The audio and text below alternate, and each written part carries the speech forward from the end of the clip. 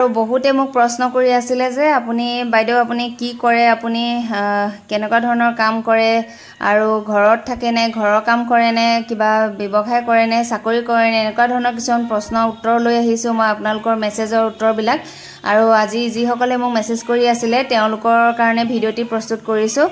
আৰু আচলতে মই ৱৰ্কিং ওমেনে হয়, মই ব্যৱসায় কৰোঁ। আগতে বাৰু চাকৰিয়ে কৰিছিলোঁ, সৰু সুৰা চাকৰি এটা কৰিছিলোঁ আৰু চাকৰিটো বৰ্তমান নাই। বৰ্তমান মই চাকৰিটো ৰিজাইন দিছোঁ, কেতিয়াবাই ৰিজাইন দিছোঁ আৰু এতিয়া মই ব্যৱসায় আৰম্ভ কৰিলোঁ। সৰুকৈ এটা ব্যৱসায় কৰি আছোঁ আৰু এতিয়া আপোনালোকক তাকে অকণমান দেখাবলৈ চেষ্টা কৰিছোঁ। আচলতে মই নিজে গাড়ীখন লৈ যাব লাগে আৰু নিজে গাড়ী চলাই যাওঁ, কাৰণ এইটো কাৰণে নিজে গাড়ী চলাই যাওঁ যে যেতিয়া আচলতে মই আজৰি হওঁ তেতিয়াহে মই ঘৰৰ পৰা ওলাই যাব পাৰোঁ। সেইকাৰণে আচলতে নিজেই আজৰি হৈ মেলি ঘৰৰ কাম কৰি ল'ৰা ছোৱালীক আজৰি কৰি তাৰপিছত মই ওলাই যাওঁ আৰু সেইকাৰণে নিজেই নিজৰ সময়ত ওলাই যাবৰ কাৰণে গাড়ীখন নিজে চলাই যাওঁ। আৰু এতিয়া এনেদৰে আপোনালোকক অকণমান আজি মোৰ কৰ্মজীৱন অকণমান দেখাবলৈ চেষ্টা কৰিছোঁ। আপোনালোকে যদি এতিয়ালৈকে মোৰ চেনেলটি ছাবস্ক্ৰাইব কৰা নাই, প্লিজ ছাবস্ক্ৰাইব কৰি দিব আৰু ওচৰতে থকা বেল আইকনটো ল'ৰা দুটা স্কুললৈ পঠিওৱাৰ পিছত আচলতে মই গোঁসাই ঘৰত সোমাই পেলাই গোঁসাই পূজাভাগ আগবঢ়াই তাৰপিছতে পাকঘৰত কৰিব লগাখিনি কৰি লওঁ। তাৰপিছতে খাই বৈ এনেদৰে ওলাই যাওঁ আৰু একেবাৰে কেঁচুৱাৰ পৰা এমাহৰ পৰা এনেদৰে লৈ কাম কৰিছোঁ। নিজৰ কৰ্মজীৱন এনেদৰে পালন কৰি আহিছোঁ বুলি ক'ব লাগিব। আৰু যেতিয়া তাৰ বয়স এমাহ আছিলে, এমাহ মানে মই যেতিয়া বাহিৰলৈ ওলাব পৰা হৈছোঁ আৰু শুদ্ধি কৰাৰ পিছত তাৰপিছত যেতিয়া বাহিৰলৈ উলিয়াই আমাৰ নিয়মমতে তাৰপিছত বাহিৰলৈ যেতিয়া উলিয়াই দিছে তাৰ পিছৰ পৰাই মই কৰ্মজীৱন আকৌ আৰম্ভ কৰিছোঁ। একেবাৰে এমাহ তাক এমহীয়া কেঁচুৱাটো লৈ মই নিজৰ কাম নিজৰ ডিউটি যিধৰণে কৰিছিলোঁ মানে ভাবিলে এতিয়া আচৰিতে লাগি যায়। একেবাৰে তাক গাড়ী তেনেধৰণে কোচত লৈ যাওঁ আৰু তেতিয়া বাৰু নিজে গাড়ী নচলাওঁ, তেতিয়া মানুহজনে গাড়ী চলায় বাৰু, কিন্তু হ'লেওতো ওলাই যাবই লাগিব, কাম কৰিবই লাগিব। মাজে মাজে তাক মাজে মানে প্ৰায় তাক লৈয়ে যাওঁ, মানে কেতিয়াও তাক থৈ যোৱা মোৰ মনতে নাই। আইতাক আছিলে তেতিয়া বাৰু কেতিয়াবা থৈ গৈছিলোঁ, মা দেউতাহঁত কেতিয়াবা আহে তেতিয়াও তাক থৈ যাওঁ বাৰু মাজে মাজে, কিন্তু বেছি সময়খিনি আৰু এনেকৈ মানে লৈয়ে ঘূৰি ফুৰোঁ মানে তাক আৰু লৈ কাম কৰোঁ আৰু উপায় নাই। এনেদৰে 2.5 বছৰ হৈছে, 3 বছৰে হ'বহি হ'ল আৰু এতিয়া এনেদৰেই তাক বেচেৰা লৈ মই কাম বন কৰি থাকোঁ। তাকে আপোনালোকে বহুত প্ৰশ্ন কৰি আছিলে যে মই আজি সেইকাৰণে বোলো অকণমান মোৰ কৰ্মজীৱন মানে কেনেদৰে পালন কৰিছোঁ, কি কৰিছোঁ, এনেকুৱা ধৰণৰ কিছুমান বহুতৰে মানে প্ৰশ্ন পাই আছিলোঁ।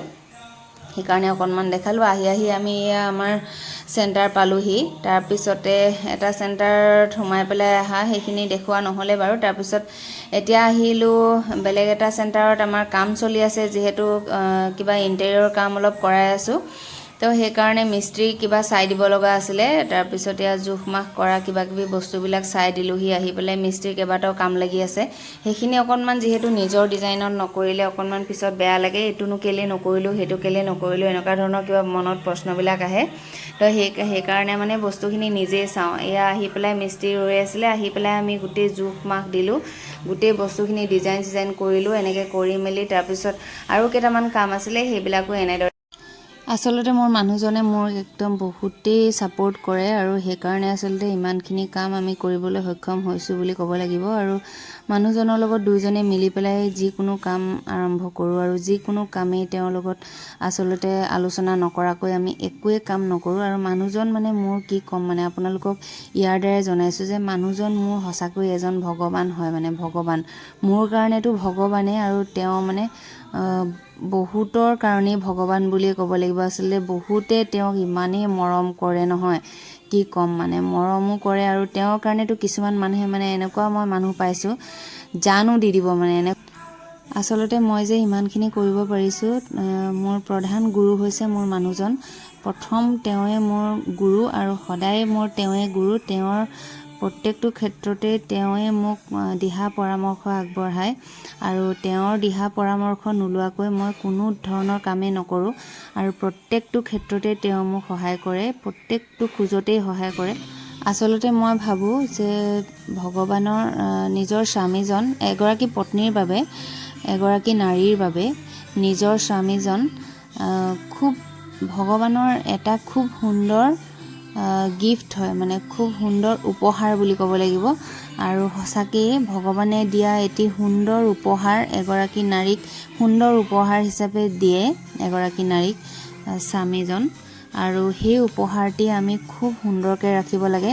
আৰু আচলতে ভগৱানে দিয়া উপহাৰ যিহেতু, আমি অন্য মানুহৰ পৰা পোৱা উপহাৰেই কিমান ভাল পাওঁ নহয় জানো, যে কোনোবাই কিবা গিফ্ট এটা দিছে, কিন্তু আমাৰ নিজৰ স্বামীজন, মই ভাবোঁ মোৰ স্বামীজন বা এগৰাকী নাৰীৰ কাৰণে নিজৰ স্বামীজন ভগৱানে দিয়া এটি সুন্দৰ উপহাৰ।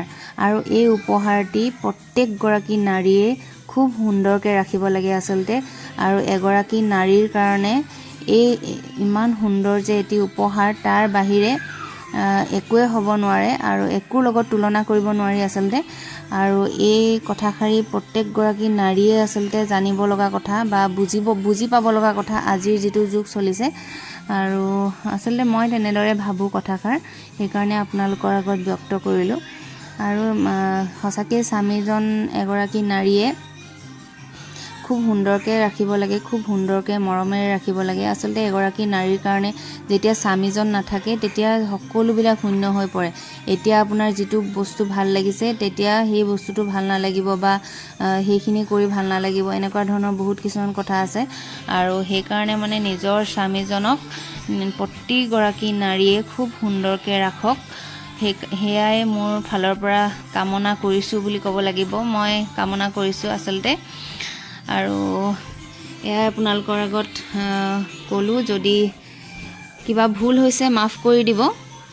আৰু মোৰ মনৰ কথাখিনিহে ব্যক্ত কৰিছোঁ বাৰু।